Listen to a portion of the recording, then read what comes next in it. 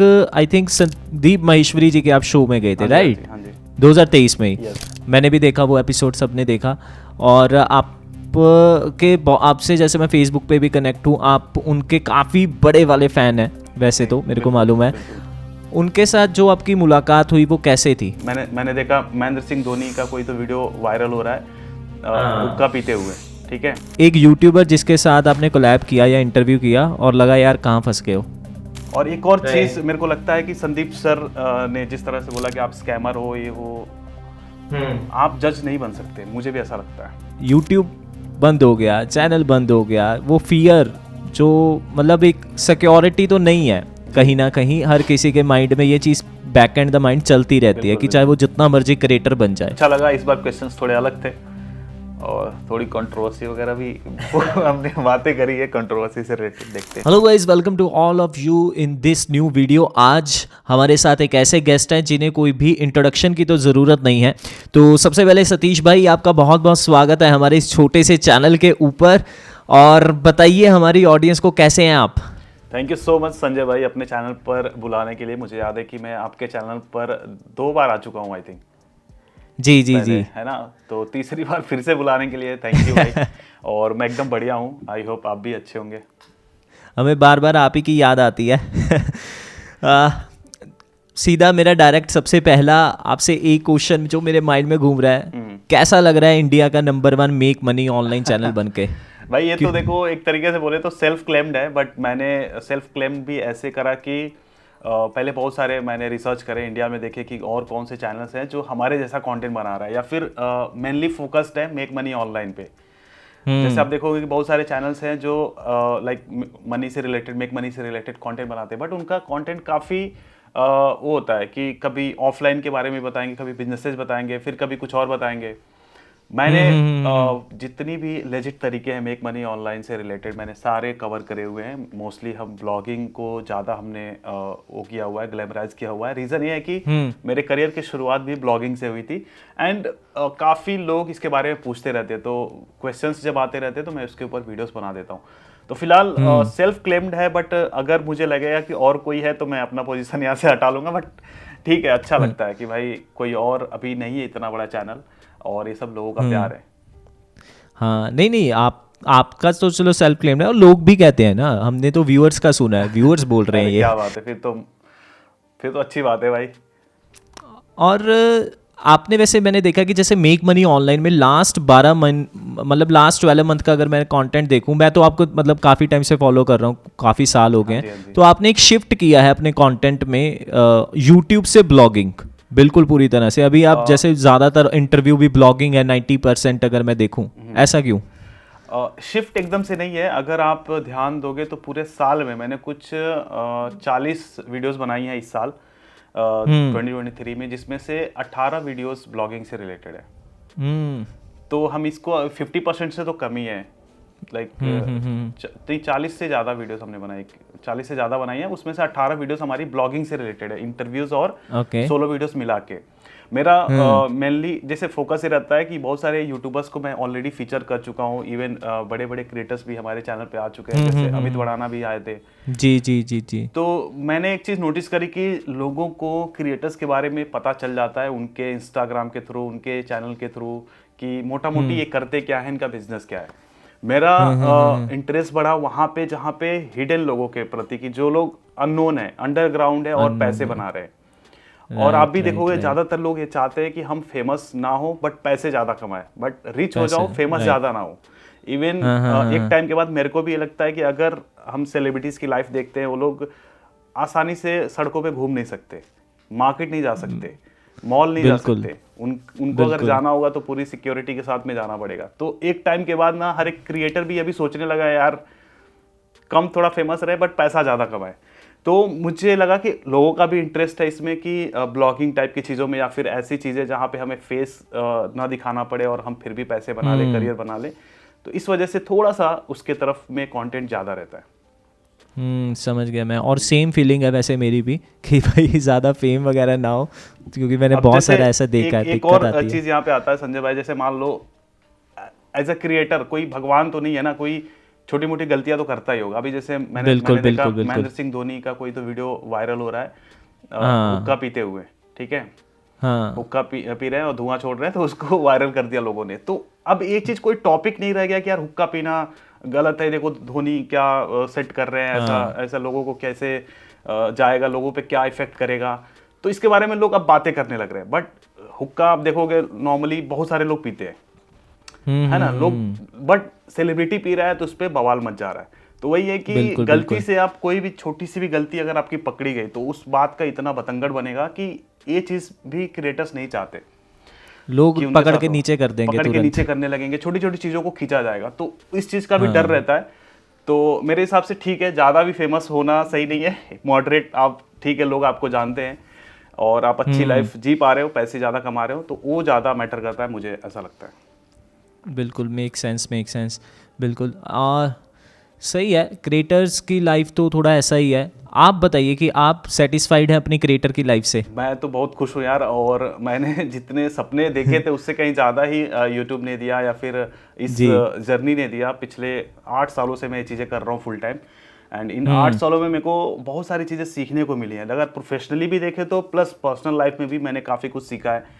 मैं सच में कभी ऐसा नहीं सोचा था कि इस तरह की लाइफ में जी पाऊंगा, और ये चीज़ें इवेंचुअली हुई हैं। ऐसा नहीं कि मैंने पहले से चीज़ें प्लान करी है, पहले से चीज़ें सीखी है। मैं इस जर्नी में सीखते गया, करते गया, और जिस चीज़ की भी रिक्वायरमेंट होती गई वो चीज़ मैं सीखते गया। अगर एग्जांपल देना चाहो तो जब थोड़े बहुत पैसे बनाने लगा था मैं यूट्यूब से 2-3 साल के बाद में, जब 2016 मैंने शुरू किया था, एंड उसके बाद थोड़े पैसे कमाने लगा, तो मेरे को रियलाइज़ हुआ कि यार अगर ये पैसे मान लो आ रहे हैं, कल को आने बंद हो गए तो फिर क्या होगा। तो उस थॉट ने मेरे को बताया, उस थॉट की वजह से मेरे को ये पता चला कि मुझे इन्वेस्ट करना चाहिए, फाइनेंशियली सिक्योर करना चाहिए खुद को, कि ताकि फ्यूचर में अगर अप्स एंड डाउन्स आते हैं तो भी मैं कॉन्फिडेंट रह सकूं। और वहाँ से मैंने इन्वेस्टिंग के बारे में सीखा 2019-20 में, एंड काफ़ी अच्छे से इन्वेस्टमेंट वगैरह करना शुरू किया, अलग अलग एसेट्स में मैंने डाले पैसे, एंड वो भी अच्छा खासा पोर्टफोलियो मेरा बन चुका है आज के टाइम तक। तो चीज़ें जो चीज़ों की रिक्वायरमेंट हुई वो चीज़ें मैंने सीखी हैं। तो ये मैं कहना चाहूँगा कि इस पूरे यूट्यूब के करियर में ऐसा नहीं कि सिर्फ हमने पैसे कमाना सीखा, बहुत सारी चीज़ें सीखी। ठीक है, तो मतलब ये नेक्स्ट क्वेश्चन भी मेरे माइंड में इसी से रिलेटेड ही आ रहा है कि जो हमने लिखा भी था कि चलो सतीश भाई अगर आएंगे उनसे यही पूछेंगे, क्योंकि ये हर क्रिएटर के अंदर होता है। यूट्यूब बंद हो गया, चैनल बंद हो गया, वो फियर जो मतलब एक सिक्योरिटी तो नहीं है, कहीं ना कहीं हर किसी के माइंड में ये चीज़ बैक एंड द माइंड चलती रहती है कि चाहे वो जितना मर्जी क्रिएटर बन जाए। मैंने हर बड़े क्रिएटर के मुंह से ये कभी ना कभी सुना है। तो आप इस चीज़ को कैसे, मतलब फाइनेंशियली कैसे सिक्योर कर रहे हैं, या फिर कुछ और आपका बी प्लान है? बिल्कुल, और ये देखो, ये सवाल अगर कोई पूछ नहीं रहा है फिर भी एक क्रिएटर के माइंड में होना ही चाहिए। इस चीज़ का एक प्लान होना चाहिए कि भाई जो चीज़ से आप पैसे बना रहे हो, जो चीज़ आपका चल रहा है, बाई चांस अगर कुछ ऐसा हुआ कि वो ना चले तो क्या करोगे आप? रोड पे तो नहीं आ जाओगे। और मैं आपको बता दूं, ये क्वेश्चन मेरे दिमाग में नहीं आया था, मेरे दिमाग में लोगों ने ही ऐसा कर दिया कि भाई तू बहुत उड़ रहा है, तेरे अगर चैनल डिलीट हो जाएंगे तो क्या करेगा। और मेरे को वो सोचने पे मजबूर कर दिया। एंड उसी समय 2017 की बात है, उसी समय मैंने 4-5 चैनल और बना दिए अलग अलग कैटेगरी के, कि मैं फुल टाइम कर रहा था, मेरे पास इतना टाइम था कि मैं 4-5 चैनल मैनेज कर सकता हूं, और अलग अलग टीम के साथ में। जैसे मैं फिटनेस भी मैंने बनाया, टेक पे मैंने बनाया। फिटनेस में मेरा प्रोडक्शन रहता था, बिहाइंड द सीन में होता था, मैं फ्रंट पे नहीं होता था, मेरा कजन होता था। तो ऐसे करके हमने टेक पे बनाया, फिटनेस पे बनाया, फिर कॉमेडी हम करते थे, फिर हमने मेक मनी ऑनलाइन चैनल शुरू किया 2018 में। फिर हमने एक YouTuber, the Indian YouTuber show हमने शुरू किया, जिसमें इंडियाज़ पहला इंटरव्यू चैनल था वो, जिसपे हम यूट्यूबर्स का इंटरव्यू करते थे। तो वहाँ से शुरू हुई थी, 2017 में ही हमने शुरू कर दिया। तो ऐसे मल्टीपल चीज़ें हमने शुरू कर दी, सिर्फ इसलिए कि भाई हम एक पे डिपेंडेंट नहीं रहना चाहते। क्योंकि आपको पता होगा उस वक्त 2017 में काफ़ी एडसेंस भी डिसेबल होते थे इनवैलिड एक्टिविटी की वजह से। तो एक बार अगर एडसेंस डिसेबल हो गया तो आप वापिस उसको चालू नहीं कर सकते। और एडसेंस ही माई बाप है भाई, अगर यूट्यूबर्स को देखा जाए तो शुरुआत वहीं से होती है पैसे कमाने की। फिर जाके जब चैनल ग्रो होता है तो फिर ब्रांड डील्स और दुनिया भर की चीजें आती हैं। तो उसी वक्त मैंने डाइवर्सिफाई करना शुरू कर दिया था, और साथ ही साथ हमारा एक ब्लॉगिंग भी एक इनकम सोर्स था। $1,000-1,500 उस वक्त बनने लगे थे 2018-19 में। तो इस तरीके से मैंने मल्टीपल इनकम सोर्सेज बनाए। और रही बात, जैसे जब पैसे और बनाने लगा तो पैसे से पैसे कैसे बनाए, इस चीज़ को पढ़ने लगा तो इन्वेस्टमेंट करने लगा मैं।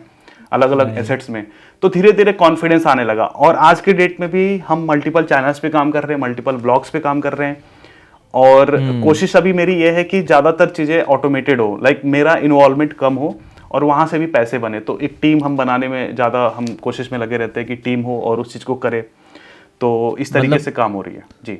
मतलब धीरे धीरे क्रिएटर से एंटरप्रेन्योरशिप वाला माइंडसेट आने लग गया, कह सकते हैं हाँ। वो जरूरी भी आई थिंक। और अगर मोटा पैसा कमाना है, स्केल करना है, तो भाई एंटरप्रेन्योर वाली थिंकिंग तो लानी ही पड़ेगी, ये वाला माइंडसेट लानी पड़ेगी। हाँ। लेकिन सतीश भाई, आप मानते हो कि 90% क्रिएटर्स सिर्फ उसी क्रिएटर जोन में रह जाते हैं? इसलिए रह जाते हैं ना कि किसी ने सोचा नहीं होता है कि भाई हम यहाँ से इतने पैसे भी बना सकते हैं, और जब हम पैसे बनाने लगते हैं तो हमारा दिमाग उतना काम नहीं करता है, हम फिर और नहीं सोच पाते। जैसे होता है कि इंसान को जब भूख लगी रहती है तभी हाथ पांव मारता है, और भूख जब मिट जाता है तो चिल करने लगता है। तो वैसे ही यहाँ पे भी है कि हमने सोचा है कि मान लो हम महीने के 1 लाख रुपए कमाना चाहते हैं, और जब 2-3 लाख रुपए आने लगते हैं तो हम तो बोलते हैं बल्ले बल्ले। अब वो कब तक आएगा किसी को नहीं पता। तो जब 2-3 लाख आ रहा है तो फिर उस पैसे में से थोड़े पैसे अपने और बिजनेसेस बनाने में लगाओ। बिल्कुल। और कोशिश ये करो कि आपका जो इनकम सोर्स है डाइवर्सिफाइड हो, लाइक अलग अलग जगह से आप पैसे कमाओ। अब एक ही सोर्स से अगर पैसे आ रहा है, और खास करके ऑनलाइन, तो बहुत बड़ा रिस्क है। ऑनलाइन क्या, ऑफलाइन भी आप देखोगे ना, अगर कोई एक बिजनेस कर रहा है और एक ही गल्ले पे बैठा है तो उसके लिए रिस्क है, कभी भी वो उसको कोई भी रिप्लेस कर सकता है। दूसरा कोई मार्केट में आ गया, उसका दुकान चलनी बंद हो जाएगी, फिर दूसरा वो चलने लगेगा। तो हर जगह पे है, डाइवर्सिफाई मुझे लगता है करना चाहिए, चाहे ऑनलाइन हो चाहे ऑफलाइन हो। मेरे को एक चीज़ जो मैं नोट करना चाहता हूँ, मैं मतलब नोट कर रहा हूँ गाइस, कि मैंने सतीश भाई के साथ बहुत सालों पहले आप कह सकते हो पॉडकास्ट किया था। उस टाइम झुनझुन वाला एंड ऑल था।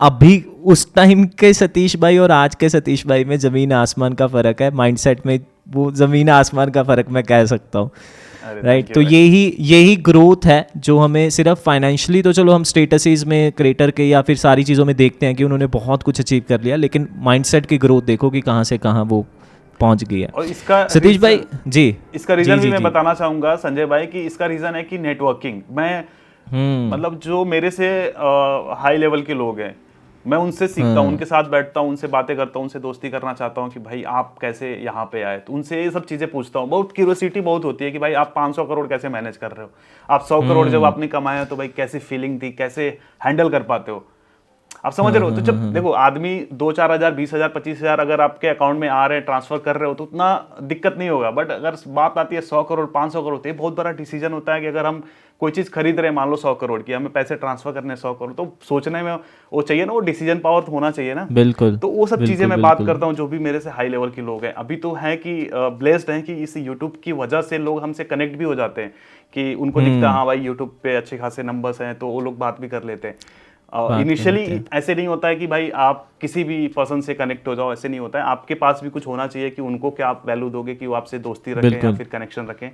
तो नेटवर्किंग को मैं बहुत बड़ा मानता हूँ कि माइंडसेट को, और साथ ही साथ बुक्स भी मैंने पढ़ने शुरू कर दिए थे 2019-20 में, तो उसकी वजह से भी माइंडसेट में बहुत बड़ा शिफ्ट आया था। दिख रहा है वो, आपकी बातों से पता लग रहा है हमें डेफिनेटली। 2023 की आई थिंक आपकी जो बहुत वैसे बड़ी अचीवमेंट्स रही होंगी, लेकिन एक आई थिंक संदीप माहेश्वरी जी के आप शो में गए थे, राइट? 2023 में ही मैंने भी देखा वो एपिसोड, सबने देखा। और आपसे जैसे मैं फेसबुक पे भी कनेक्ट हूँ, आप उनके काफ़ी बड़े वाले फ़ैन हैं वैसे तो, मेरे को मालूम है। उनके साथ जो आपकी मुलाकात हुई वो कैसे थी?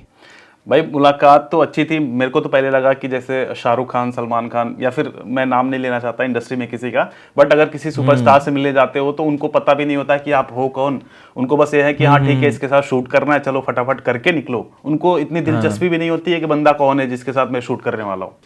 यूजुअली आपने बहुत सारे जो रील वाले बंदे होते हैं जो कोलैब करते रहते हैं बॉलीवुड वालों के साथ में, उनका भी ऐसा ही एक्सपीरियंस रहता है कि सुपरस्टार के साथ जाते हैं, कोई पूछने वाला नहीं होता है।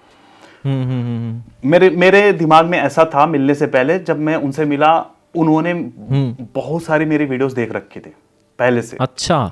और जब शूट हमारा हुआ तो ऑलमोस्ट 1 घंटे का शूट था, और उसके बाद फिर वो हमारे साथ ऐसे ब्रेकफास्ट पे बैठे, लाइक चाय और बिस्किट वगैरह। तो वहाँ पे लगभग 1 घंटे बात हुई, और फिर उन्होंने पूछा कि भाई आगे का क्या प्लान है, फ्यूचर में क्या करना चाहते हो। तो मैंने उनके साथ डिस्कस किया, फिर उन्होंने भी अपनी एक सलाह दी, और मेरे भी कुछ क्वेश्चंस थे उनसे पर्सनली जो मुझे पूछने थे कभी, कि अगर मैं इनसे कभी जिंदगी में मिलूंगा तो एक क्वेश्चंस मैं करूंगा, और मैंने पूछे भी। तो ऐसा लगा ही नहीं कि भाई मैं किसी ऐसे पर्सन से मिल रहा हूँ कि सुपरस्टार टाइप के, ऐसा नहीं था, बिल्कुल अच्छा फीलिंग था वो, मैं कनेक्ट कर पाया उनके साथ में, और जैसे उनको देखते आ रहा था लाइक पिछले 9-10 सालों से, वैसे ही मेरे को लगे, मतलब कुछ ऐसा अलग नहीं लगा कि यार ये तो धोखा हो गया कि असलियत में इंसान कुछ और है और कैमरे पे कुछ और है, ऐसा नहीं था। मतलब जो जो माइंड में जो, इमेज हाँ, थी वही थे वो, बिल्कुल वैसे ही उनके लिए इंसान जो है इमेज थी actual में। वैसे ही थी, बट अभी जो आप आजकल जो देखते हो वो सब थॉट्स मेरे अंदर आ गई थी कि ये लोग ट्रीट अच्छा नहीं करते हैं, जो लोग बड़े लोग होते हैं उनको कोई मतलब नहीं होता है कि भाई एक साथ में 10 क्रिएटर बुला लेते हैं और शूट करते फटाफट निकाल लेते हैं। तो वैसा नहीं हुआ, वैसा मैं सोच के गया था कि ऐसा कुछ होने वाला है, बट काफी अच्छे से उन्होंने समय दिया और बातचीत हुई, मतलब मजा आ गया। मज़ा आ गया। तो इसी मतलब मेरे को एक और चीज़ पूछनी है आपसे। हाँ जी। कंट्रोवर्सी चल रहा है थोड़ा, क्या ओपिनियन है आपका? देखो कंट्रोवर्सी चल रही है, मैं तो संदीप माहेश्वरी और विवेक बिंद्रा जी दोनों जी से मैं मिला हूँ, दोनों लोगों से मिला हूँ। और दोनों के साथ में लाइक संदीप सर के शो पे गया था, उधर बिंद्रा जी के साथ कोलैब हमारा था, मैंने इंटरव्यू किया था उनके साथ में। तो अभी इस कंट्रोवर्सी में मैंने अभी तक कुछ बोला नहीं है, मैंने तो लोगों को ये बोला भाई देखो तुम जिनके बारे में बात कर रहे हो या फिर जिनके बारे में मसाला सुनना चाह रहे हो वो ऑलरेडी बन चुके हैं कई सौ करोड़ों के, बनना तुम्हें है, तो इन सब चीजों से थोड़ा साइड हटो और फिर अपना कुछ करो कि फलाने क्या कर रहा है, फलाने ने उसको क्या बोल दिया, ये सब के बारे में मत ज्यादा सोचो, अपना काम करो। मैंने इन लोगों को ये बोला था, बट अगर आपने पूछ दिया है तो अब अगर मैं अपना पॉइंट ऑफ व्यू रखूं तो मेरे हिसाब से देखो क्लास में 30 बच्चे होते हैं, ठीक है, एक क्लास में 30 बच्चे होते हैं, टीचर सबको एक घंटा टाइम देता है, सेम चीजें पढ़ा रहा है, सेम स्टाइल में पढ़ा रहा है, किसी को ऐसा नहीं कि स्पेशल ट्रीटमेंट के साथ पढ़ा रहा होता है, बट आप देखोगे उसमें से अच्छे नंबर लाने वाले 5-10 बच्चे ही होते हैं, राइट।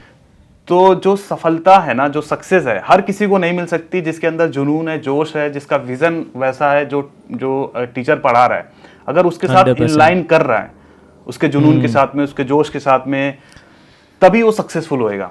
आप देखो, ठीक है, अगर मैं ये बोलूं कि संदीप माहेश्वरी सर के तो इतने सब्सक्राइबर है, 3 करोड़ के आसपास सब्सक्राइबर है, तो क्या 3 करोड़ लोग अपने लाइफ में सक्सेसफुल हैं जो लोग उनकी वीडियोस को देखते हैं? ऐसा नहीं है, ऐसा हो ही नहीं सकता, हो भी नहीं सकता। उसका भी रेशियो यही होगा कि उसमें से 5-10% लोग सफल होंगे और बाकी के लोग स्ट्रगल कर रहे होंगे।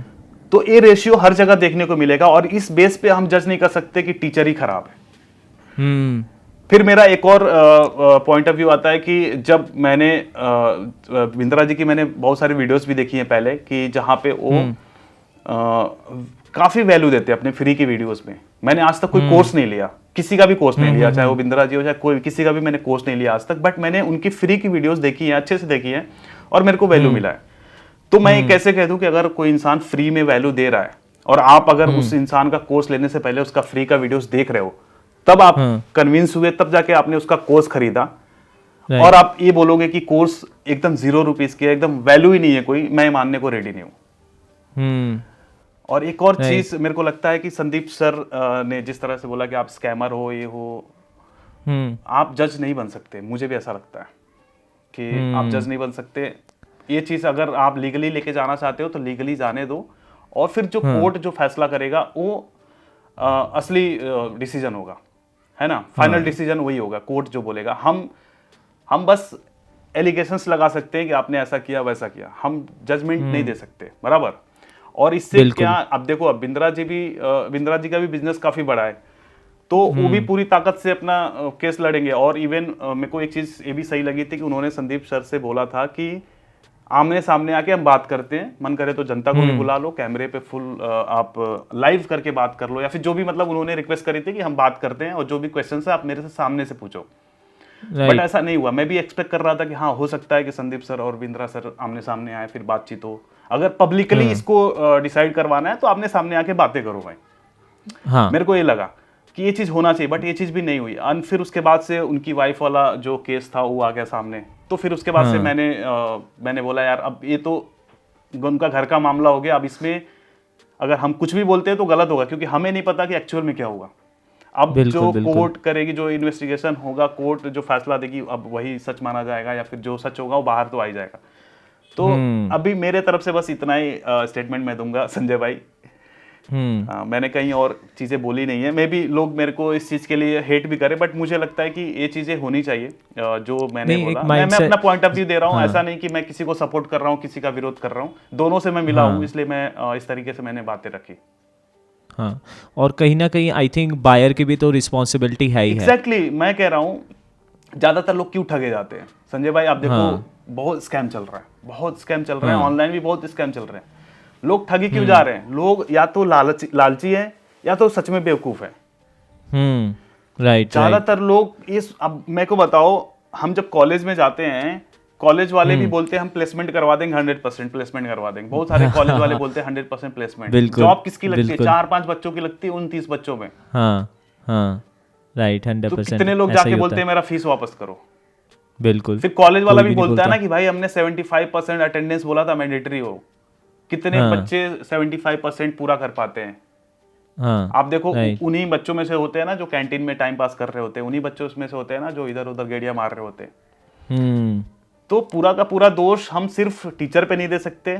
और ऐसा भी नहीं है कि यार अगर आपने उस कॉलेज में एडमिशन लिया है तो थोड़ा बहुत रिसर्च तो किया होगा ना, या फिर किसी का कोर्स लिया तो थोड़ा बहुत रिसर्च तो कर लेना चाहिए। आंखें बंद करके क्यों कर ले रहे हो?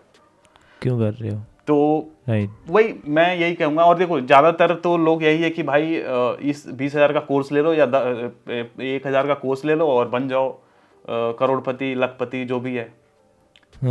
इवन फ्री में इतना सारा कुछ है गूगल पे, यूट्यूब पे, कि लोग उससे अपनी लाइफ बदल सकते हैं। मैं सच में बता रहा हूँ, आज तक मैंने कोई कोर्स नहीं लिया और सारी चीजें मैंने सीखी है। मेरे को कुछ नहीं आता था। वो इंटेंट था ना आपका सीखने का, वो डेडिकेशन थी। इवन लोगों को ये पता हो ना कि भाई मेरे को क्या चीज सीखना है, क्या सर्च करना है ना, वो सीख सकते हैं। जैसे आप चैट जीपीटी का नाम सुनते रहोगे।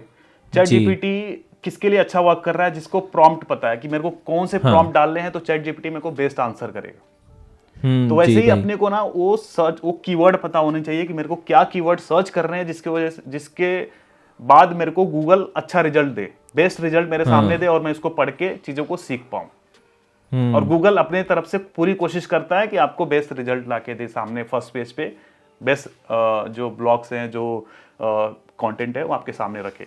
सो इट मीन्स कि नहीं, सही है, आपकी बात बिल्कुल सही है। संजय भाई, अगर इसमें और भी कुछ मैं ऐड करूँ, तो आपने देखा होगा मैं मल्टीपल टाइम्स मैंने कोर्सेज को लेके मैंने बहुत कुछ, मैंने एक वीडियो भी बनाया है फेक कोर्स सेलर्स के ऊपर। मैंने वीडियो बनाया इंस्टाग्राम पे भी, मैं बोलता रहता हूँ कि यार पहले तो कोर्स लो ही मत।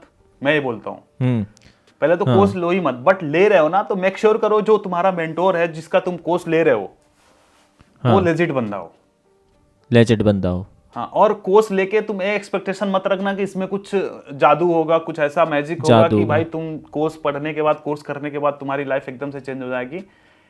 लाइफ चेंज होगी तो तुम्हारे वजह से चेंज होगी, तुमको ही वो चीजें करनी पड़ेंगी, इम्प्लीमेंट तो करना ही पड़ेगा। बिल्कुल यार। जैसे मान लो हम जिम ज्वाइन करते हैं, अब ट्रेनर हमारा पेट बोलेगा ना, पेट कम करना है तो भाई एक्सरसाइज करो। अब ट्रेनर के करने से तो एक्सरसाइज, अगर ट्रेनर एक्सरसाइज करे, हमारा पेट कम हो जाए, तो वही बात हो गई ना कि टीचर को तो सब आ रहा है, तुम्हें क्या वो चीज आ रहा है कि नहीं, तुम उस चीज को एग्जीक्यूट कर रहे हो कि नहीं, जो चीजें तुमने सीखी है। ये तो हम ट्रेनर को यहाँ पे गलत नहीं बोल सकते ना कि यार मेरा तो पेट ही कम नहीं हुआ। या फिर अगर आपने एक्सरसाइज करी फिर जाके बर्गर और सारी चीजें रेल रहे हैं, ठूस रहे हैं, तो कहाँ से कम होगा? तो वही चीजें हैं भाई, हम सारा का सारा इल्जाम ढकेल देते हैं उसके ऊपर, सामने वाले के ऊपर। हम अपना दोष नहीं देते, या फिर हम अपनी गलती को नहीं मानते।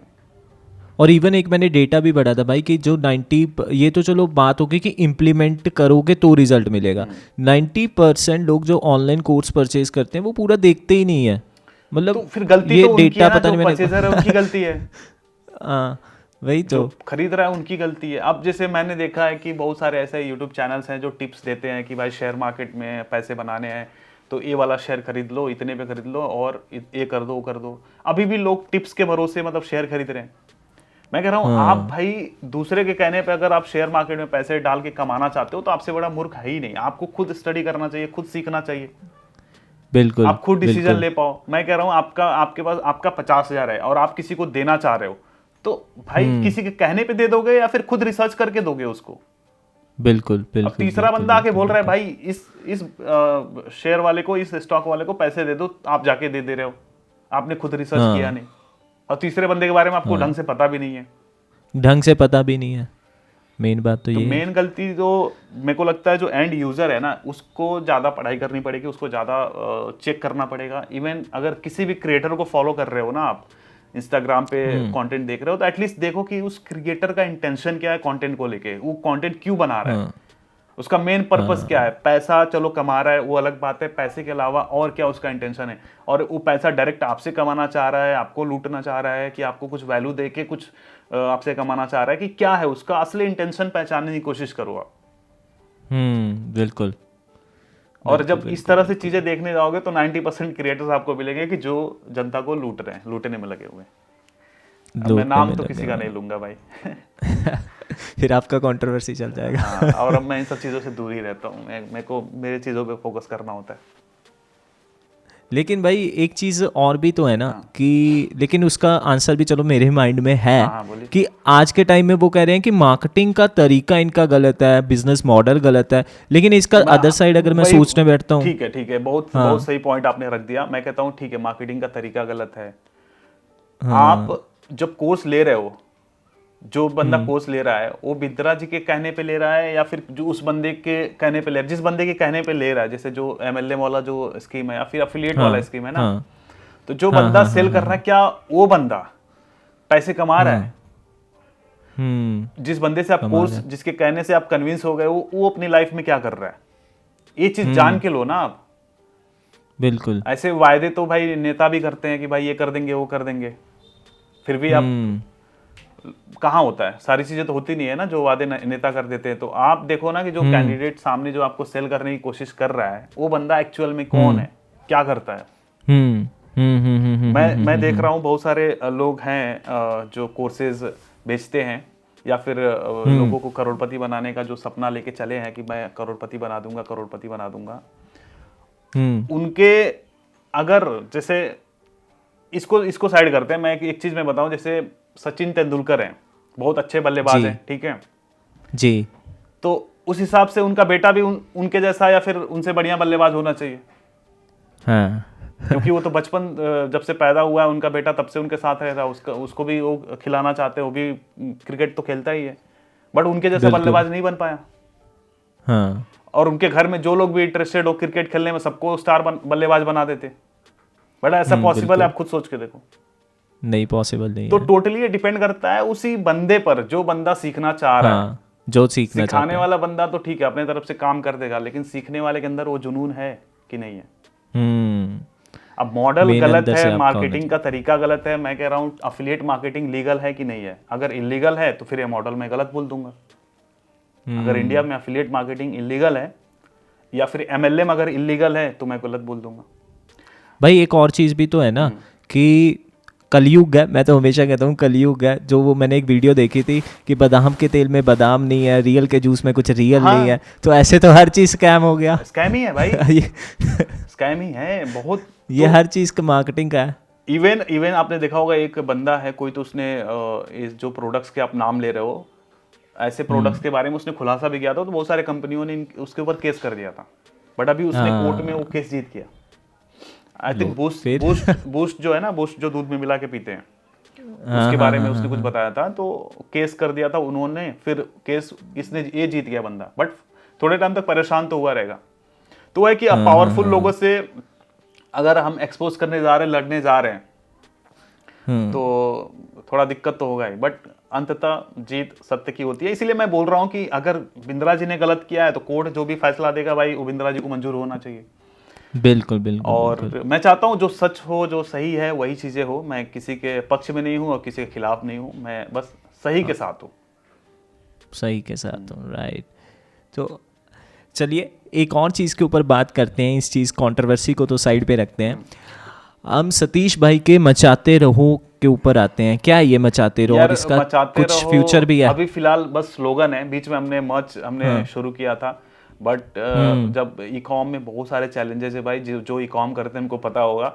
मेरा कंटेंट पूरा हैम्पर होने लगा था, मैं कंटेंट पे मेरा फोकस हिल गया था, इसलिए हमने 1 महीना उसको रन किया और 1 महीने में कुछ 30-40 हज़ार रुपए का ही सेल हुआ था। हमने ज़्यादा मार्केटिंग करी नहीं थी।